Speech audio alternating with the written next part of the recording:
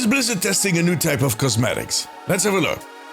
This video is brought to you by Turtle Beach, my favorite mouse and headset. Check out the links in the description and use code DMZ to get 10% off on your next mouse, keyboard, or headset. Well, in case there are Turtle Beach devices. I mean, you can't use that code to buy any other devices. I just wanted to make that clear. Why would you? Come on. Alright, let's just start the video.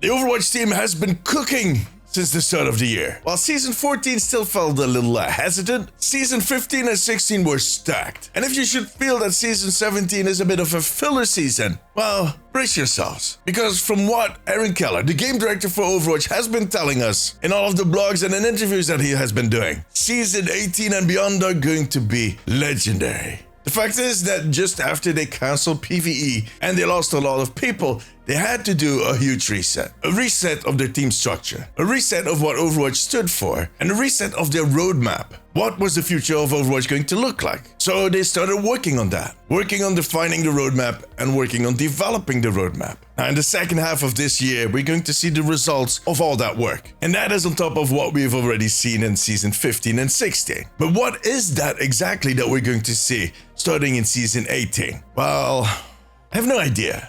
Yeah, okay, that's not true. I have a ton of ideas what it could be, but I have no idea on what they'll be choosing exactly. However, sometimes something slips through the cracks of the Blizzard security, accidentally, and sometimes just on purpose. Like with this new bug that popped up since the mid-season update. You might have noticed that some players are actually able to change the color of the text in chat, or that they're able to add images to that chat. Icons, actually. Well, I have no idea how the first person figured this out, and how long that actually has been the case. But let's just say that at first it was considered or flagged as a bug. Someone had made a mistake. Someone had opened the gates. Something was pushed live that was only supposed to be on the test servers. I'm personally starting to think, like many of you, that it was done on purpose. Something like a soft launch, or rather a soft test launch, where they enabled rich chat for players, allowing us to use the codes to display images that were in the game client, which in a way restricts it, which it definitely needs. But why do it this way? Well, it is quick.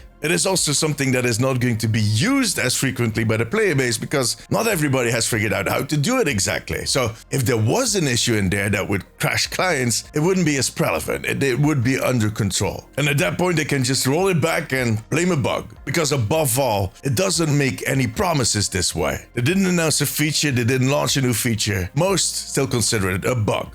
If they would have announced this as a new feature, rolled it out, and we abused the hell out of it, which is very likely, they would have to disable it to fix some of the issues or maybe disable it forever. And at that point, that is another promise or another feature they had to roll back. And that is not something they can use right now. They're trying to look forward, trying to build. It is in a way guerrilla development, and I like it. Or it really just is a bug. It could be. In any case, it already is getting abused. A lot. I've seen people sending out fake messages as if they are system messages and forcing people to push certain buttons to disconnect.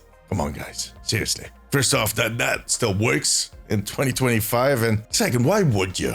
And then I see people using icons to call the teammates trash because there's literally a trash icon in there. So yeah, that's not much of a challenge, is it? I mean, this is still the Overwatch community. But those are issues that can be fixed. And if it really is a test and they're fixing this, they could be working on a whole new type of cosmetic, chat icons. And to be fair, I think it would be a very popular new cosmetic and more useful and impactful than, let's say, Souvenirs. Marvel Rivals actually added them pretty recently too. I don't know when they did it exactly. And they added them as rewards in the battle pass in the shop. And people seem to be enjoying them. They are getting used quite a lot. Now, if they would roll this out in Season 18 as an actual cosmetic, it's not going to be using the codes. There will be a proper UI, so you don't have to use a spreadsheet to figure out what you need to do. I just hope that the whole moderation tool is also updated. I mean, there's not much use for listening into voice chat if you're going to add icons, which people can use to, I don't know, make cheeky remarks about people's mothers.